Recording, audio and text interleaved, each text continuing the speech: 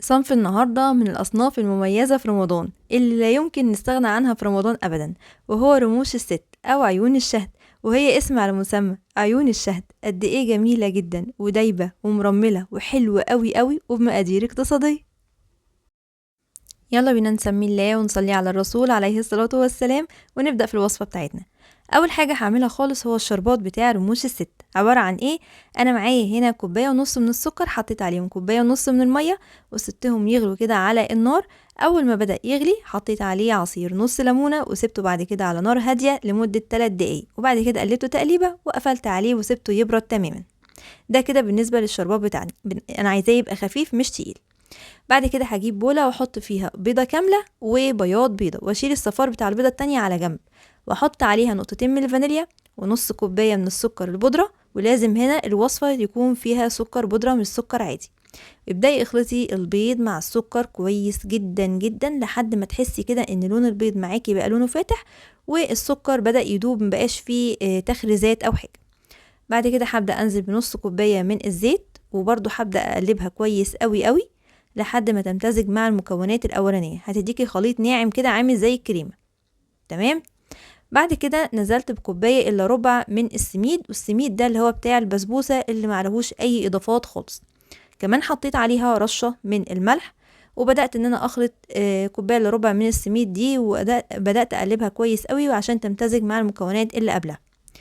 بعد كده في المرحلة دي بدأت انزل بالدقيق، والدقيق كان مقداره كوبايتين من الدقيق عليهم معلقة صغيرة من البيكنج باودر.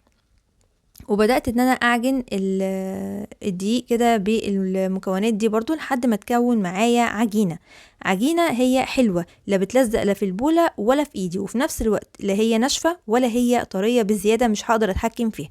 هوريكم دلوقتي الملمس او القوام بتاع العجينة بتاعتي. طبعا هنا بتبقى طرية في الأول حاجة بسيطة جدا، لكن مع الوقت بتبدأ ان هي تمسك نفسها شوية علشان خاطر السميد بيبدأ يشرب السوائل اللي موجود في العجينة. خلي بالك من النقطة دي كويس قوي. بدأت بعد كده أبدأ بقى في تشكيل الرموش بتاعتي. عبارة عن ايه؟ طبعا زي ما انتم شايفين كده، أنا الأول باخد حتة من العجينة وأبدأ أكورها يعني أو أرولها رول بسيط قوي كده، وبعد كده ابططها وابدا اعمل لها بوز من فوق ومن تحت عشان تديني سحبة العين زي الرمش بالظبط كده. عشان كده سموها رموش الست، بتديني السحبة من فوق ومن تحت دي بتديني شكل الرمش او شكل سحبة العين. تمام. طبعا الكلام ده احنا بنحطه في صاج يكون مدهون بدهنة من الزيت بسيطة جدا مش كتير. هنخلص الكمية كلها بالطريقة اللي انتوا شايفينها السهلة البسيطة دي. وبعد ما نخلص الكمية كلها، وما شاء الله عملت معايا حوالي 32 قطعة، هبدأ بعد كده ان انا اخد بقى صفار البيض ده واللي احنا كنا شايلينه على جنب، احط عليه نقطتين من الفانيليا وابدأ ان انا ادهن بيهم وش الرموش بتاعتي. دهنة بسيطة جدا جدا. طبعا هنا الدهنة دي بتديني شكل حلو وكمان لون حلو قوي للرموش. بعد ما دهنتها كده هبدأ ان انا اخد شوكة وابدأ اعمل خطوط فيها من فوق. طبعا بعد ما تستوي بتديني شكل حلو قوي برضو فيها حتة الشوكة دي.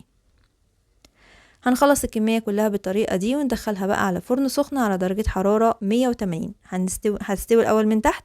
أول ما تخلص وتستوي من تحت أطفي تحت وأشغلها الشواية تاخد اللون الذهبي الجميل اللي انتوا شايفينه ده. في المرحلة دي هروح جاية نازلة عليها أول ما تطلع من الفرن بالشربات البارد اللي احنا كنا محضرينه على طول. طبعا الشربات هنا خفيف مش تقيل، وابدأي اسقيها بكمية شربات محترمة وما تخافيش. سيبيها لمدة حوالي 5 دقايق تشرب كمية الشربات الكفاية بتاعتها على الناحية دي، وبعد كده هنقلبها على الناحية التانية برضو تاخد كمية الشربات الكفاية بتاعتها لمدة 5 دقايق على الناحية التانية برضو. وبعد كده هنبدأ نصفيها بقى من الشربات الزيادة ونحطها في طبق التقديم بتاعنا. وبعد كده هتدوقي بقى أحلى رموش ست أو عيون شهد، بجد جميلة جدا جدا. هبدأ بقى دلوقتي ان انا ازينها بصديقي الصدوق اللي انا دايما بحطه في كل الحلويات بتاعة رمضان وغير رمضان، بقدرش استغنى عنه ابدا، وهو الفستق الكداب. زي ما عملته معاكم الفيديو اللي فات وكلكم اعجبتوا بالطريقة، قد ايه جميل جدا وبيزين الحلويات بطريقة حلوة جدا. ده كده شكلها قد ايه جميلة ومرملة وناعمة ودايبة دوبان، بجد جميلة جدا وتستاهل منكم التجربة.